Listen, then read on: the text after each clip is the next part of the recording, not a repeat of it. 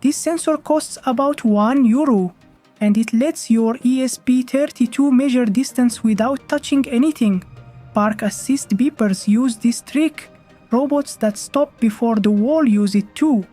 Today we wire the HC-SR04 to an ESP32, read distance in centimeters and then watch it live on a dashboard your phone opens over Wi-Fi. No cloud, no app, one single upload. Here is the plan. First the physics, because a sensor you understand is a sensor you can debug, then the one wiring detail most tutorials rush past, and it happens to be the one that can slowly damage your board.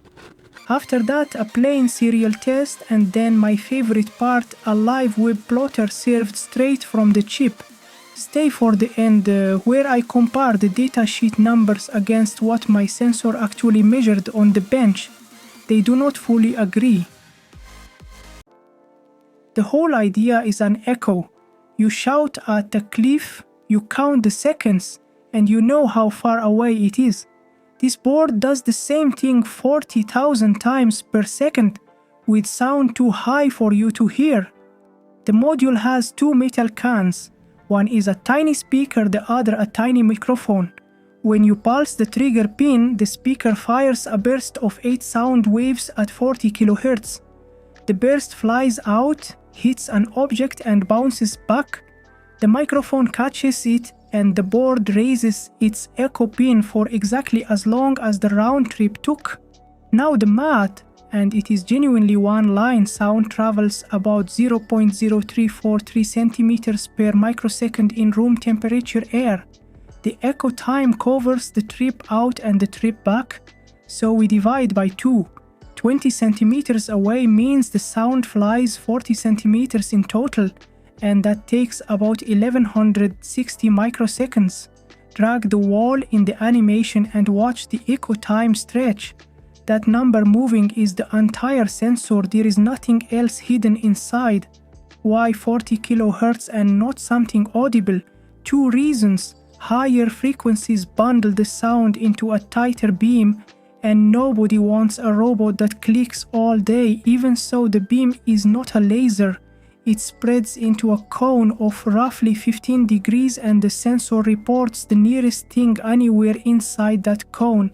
A door frame at the edge of the beam can hijack a reading meant for the wall behind it. Keep that cone in mind when you mount the sensor.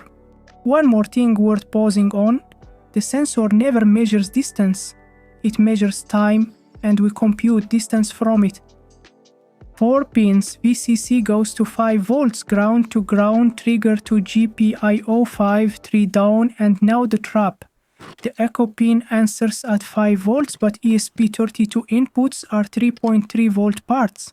Feed them 5 volts long enough and you cook the pin, not instantly, which is worse because everything works fine until one day it does not. The fix costs a few cents. 2 resistors in series make a voltage divider.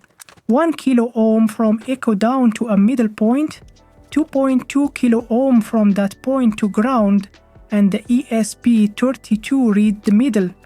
That divides 5 volts down to 3.44 volts, safely below the absolute maximum, and the board has been reading happily for hours on my bench.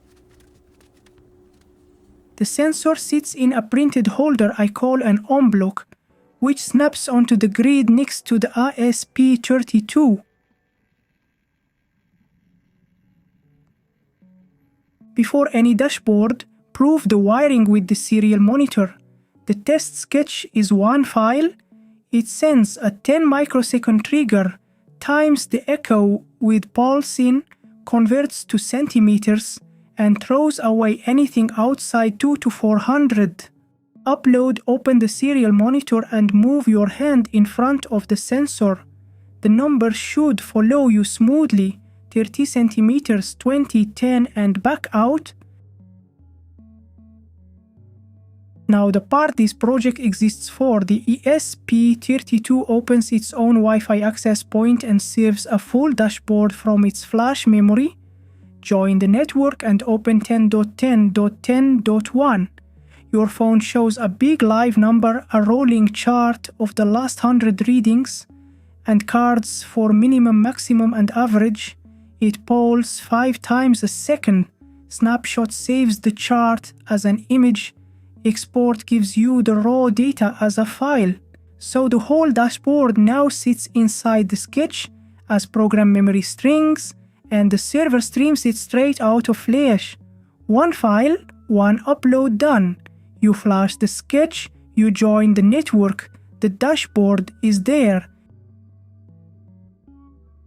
Those 2 export buttons are not decoration, they are the reason this dashboard exists. Every measurement you will see in the next section came out of that export button as a plain data file.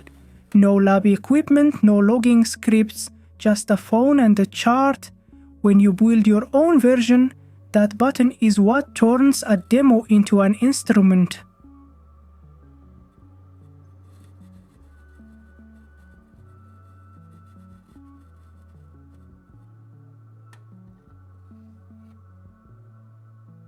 Time for the honest part. The datasheet says 3mm accuracy and 400 centimeters of range. Here is what my board actually did. I pointed it at a wall 89 centimeters away and touched nothing. The plotter still drew a jagged line. 24 readings in a row landed between 88.7 and 89.6 centimeters. That is a 9mm spread from a target that never moved, 3 times what the datasheet promises. Nothing is broken. That is simply what a 40 kHz burst and a microsecond timer give you. It gets more interesting. During one session, the reading jumped from 22 to 32 centimeters and back within 2 samples, while my hand barely moved. 1 bad echo, 1 wrong number. You can see the spike right here in the chart. If your project acts on distance, take the median of 3 or 5 readings and outliers like this vanish. So that is the HC-SR04. You wired it with a proper divider, read it over serial, and served a live dashboard from a €1 sensor and a single sketch. More important, you now know where its numbers come from and where they quietly lie. Everything is free: the code, the wiring diagram, the printable holder, the full write-up with all the measured data, linked below at OmArTronics.com. Next in this series we stay with motion but change the physics completely, a sensor that reads body heat instead of sound. If this saved you a fried pin or 2 lost days, a subscribe genuinely helps the channel. See you at the next sensor.